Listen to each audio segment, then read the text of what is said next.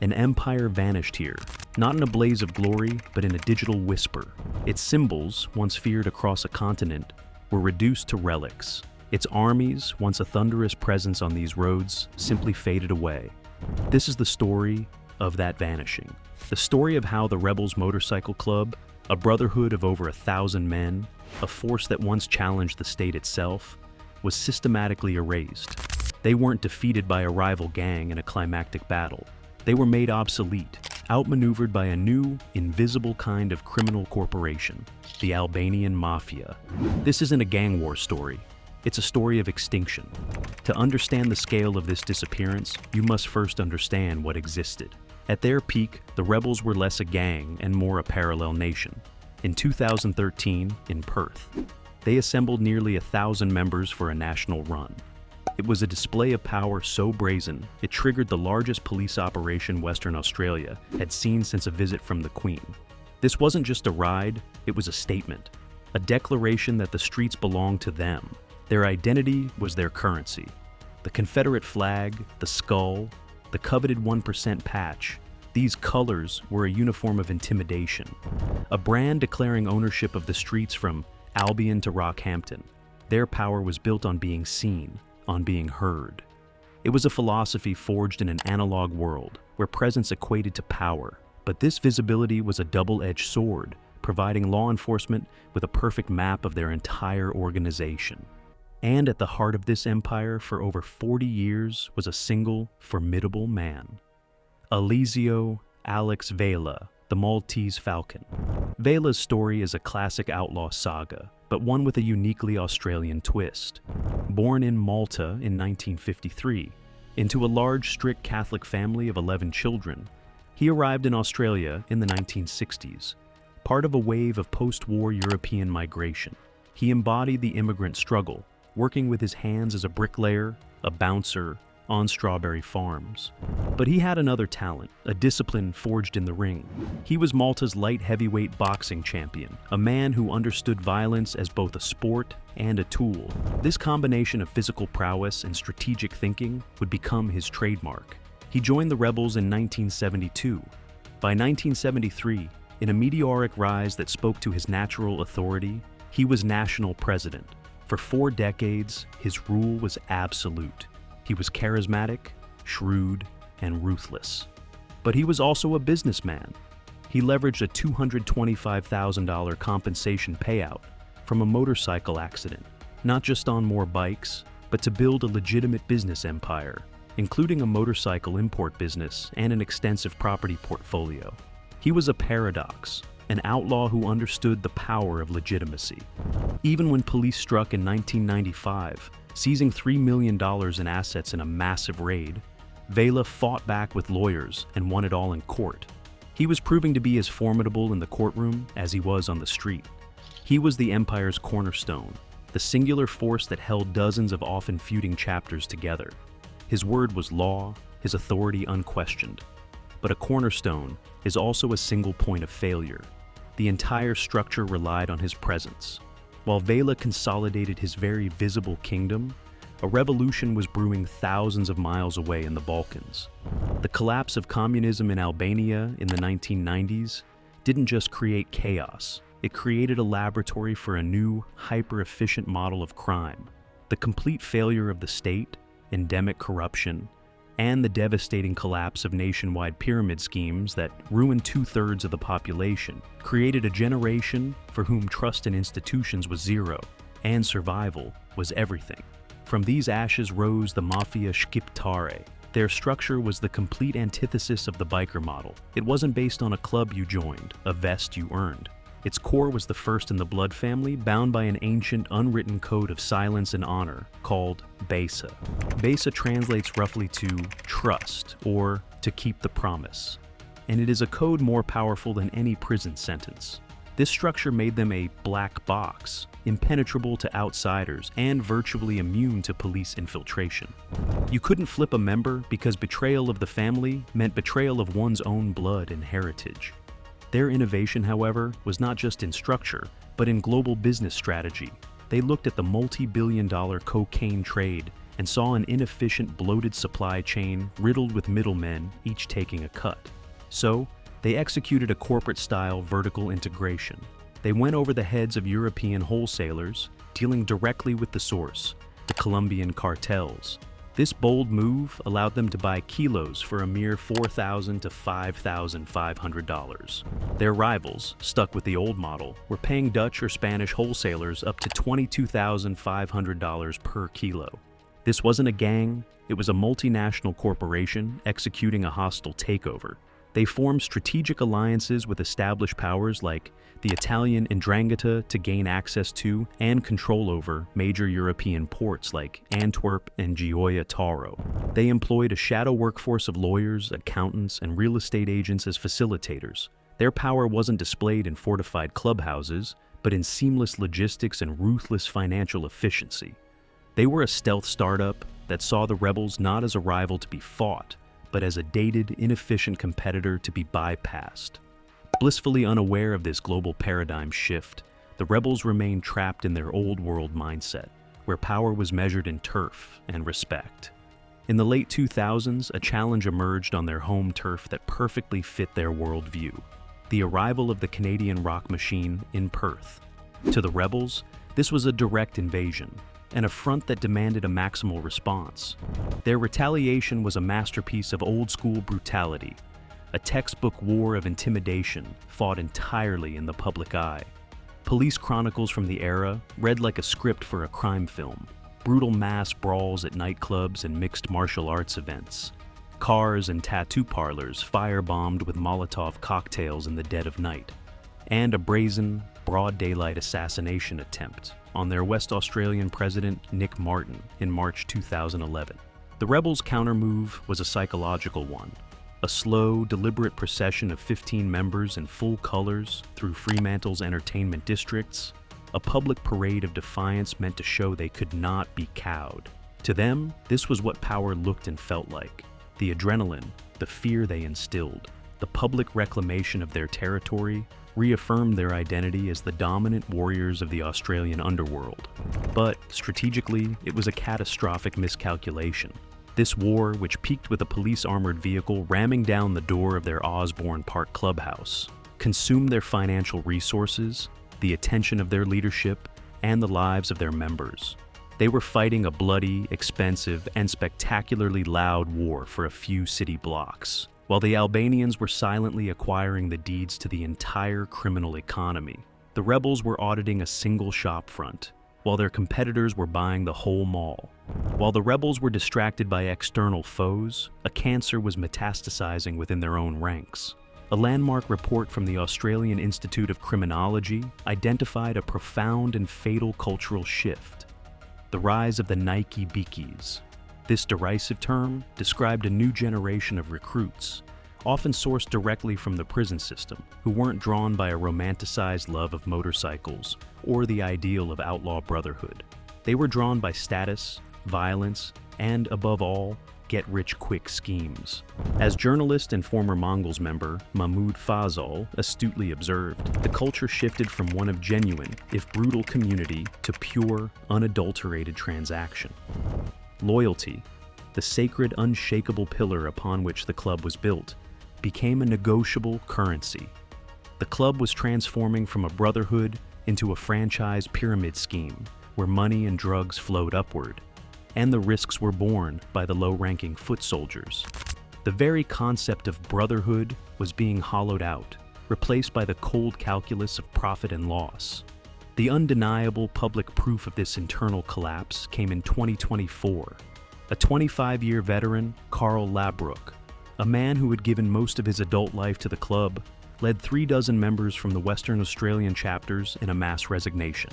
The stated reason was a bitter dispute with National President Alex Vela, Alex's nephew and successor, over money and a perceived lack of support during their recent war with the Mongols. But the true shockwave, the event that pulverized the last vestiges of the biker code, was their next move. They defected en masse to their lifelong arch-rivals, the Comancheros. It was the ultimate betrayal. The brand was bankrupt. The code was dead. The empire was not just hollow. It was now actively feeding its enemies. The final external blow was as quiet and bureaucratic as the internal one was loud and chaotic. In June 2014, the Australian government, after decades of failing to imprison Vela on major charges, made its masterstroke. While Alex Vela was visiting his native Malta, then Immigration Minister Scott Morrison used his ministerial power to cancel Vela's residency visa on character grounds. It was a decapitation strike of surgical precision. No bullets, no dramatic car chases, no complex undercover operations. Just a signature on a page, exiling the Maltese Falcon from the country he had called home for 46 years. The center of gravity was gone. The empire, already rotten from within, began a terminal, uncontrolled implosion. Power passed to his nephew, Damien Vela, but the glue that held the fractious, far-flung chapters together had dried. Damien lacked the decades of earned respect, the charismatic authority, the mythic status of his uncle. The structure was collapsing under its own weight, and now there was no central pillar to hold it up. As the rebels' world crumbled in a very public and noisy manner, the new predators were already operating with a chilling corporate efficiency that belonged to a different century. As revealed in the intelligence hall of Operation Ironside, their model was one of pure stealth and integration. They used professional facilitators, like the Melbourne real estate agent who became a key figure in their network, to systematically identify and rent properties from absentee landlords overseas, ensuring no nosy owner would drop by unexpectedly. These anonymous suburban homes in quiet, unsuspecting neighborhoods from Melbourne to Sydney were converted into decentralized, undetectable networks of sophisticated cannabis grow houses. There were no fortified clubhouses flying their colors, no loud shows of force on the main street. Their entire operational infrastructure was hidden in plain sight, woven into the very fabric of legitimate society. They were the epitome of the gray man theory applied to organized crime. They didn't conquer territory through force. They infiltrated systems through corruption, the exploitation of legal loopholes, and the manipulation of the legitimate economy. They were a parasite, perfectly adapted to live undetected within the host body of capitalism itself. While the rebels were a visible tumor, the Albanians were a metastasized cancer, invisible until it was too late. But the knockout punch, the event that would sweep the board clean and demonstrate the fatal vulnerability of the old world, was technological. The entire global underworld, from the dying analog rebels to the ascendant, corporate Albanians, had become dangerously dependent on encrypted communication. It was their lifeblood, the shield that protected them from the panopticon of the modern surveillance state.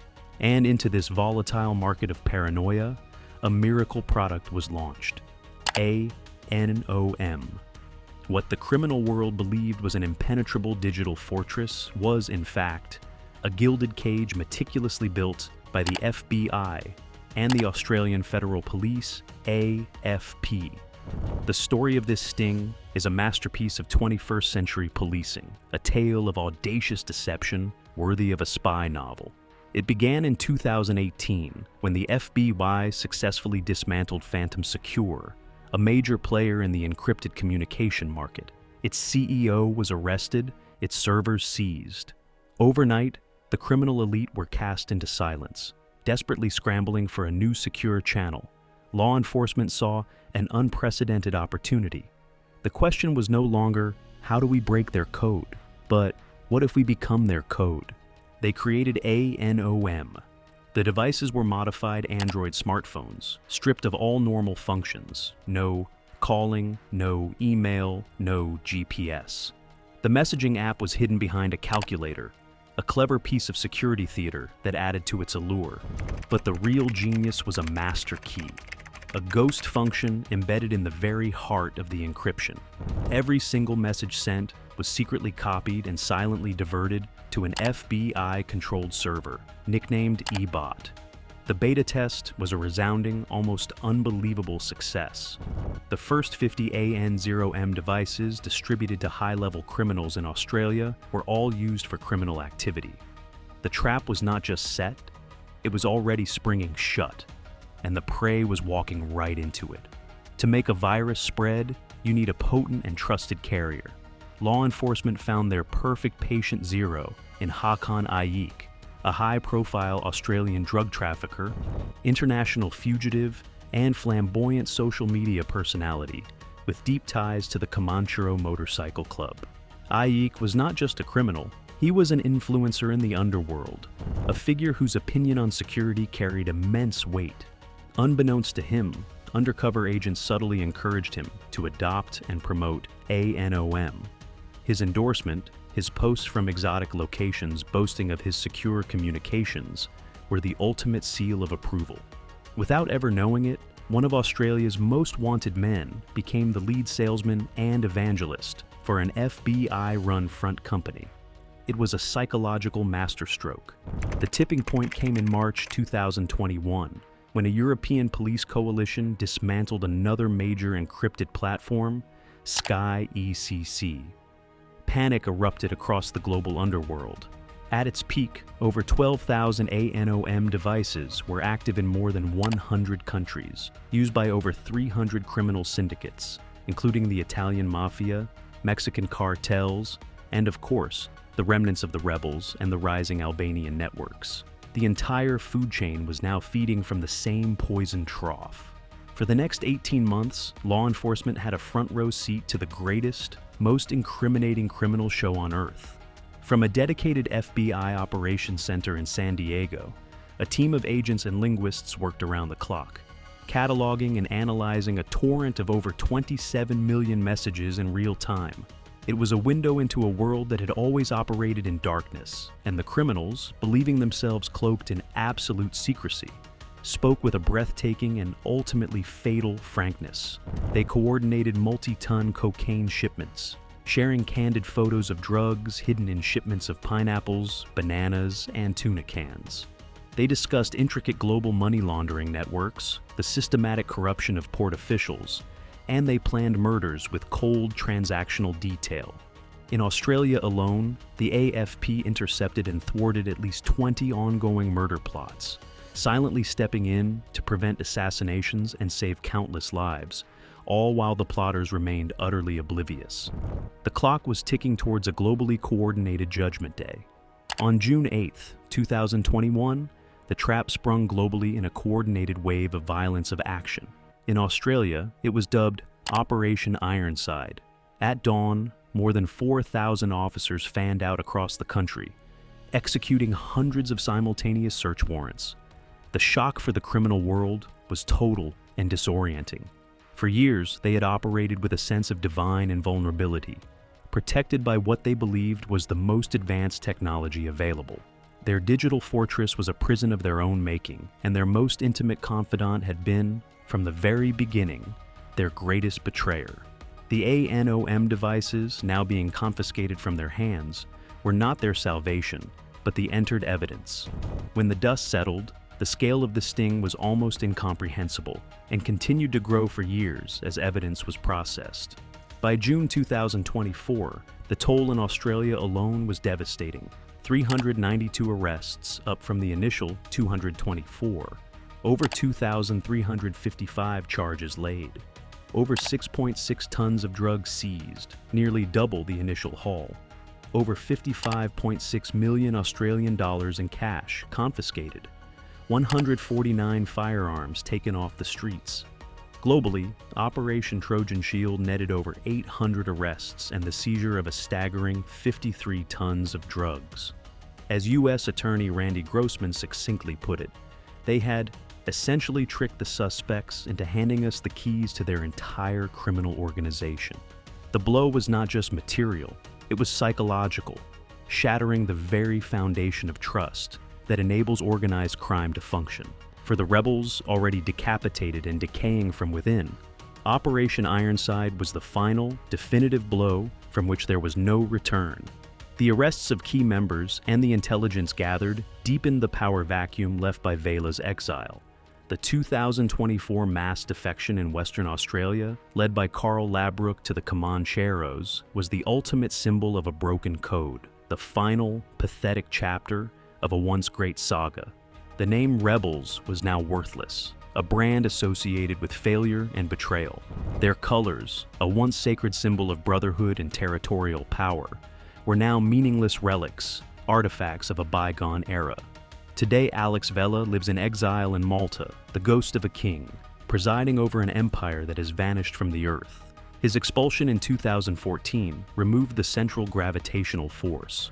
Operation Ironside in 2021 simply swept away the debris of a structure that was already collapsing in on itself. The Albanian Mafia, though also stung by the operation, proved more resilient. The fall of the rebels is not a simple chronicle of a gang war. It is the fossil record of an extinction. Their model, forged in the post-war, analog world of brute force, tribal loyalty, and intimidating visibility, was rendered obsolete by the forces of globalization, technology, and corporate efficiency. They were warriors of the leather and chrome era, trying to fight a digital, corporate war they never even understood was being waged. The lesson is clear and unforgiving. In the 21st century, power is no longer about who controls the street. It's about who controls the network, the supply chain, the data, and the shadows of the legitimate economy. The rebels fought for asphalt and honor. The Albanians captured the market and the means of production. And in that new, silent paradigm, the roar of the engines was finally, irrevocably, replaced by the whisper of data and the silent, efficient flow of capital.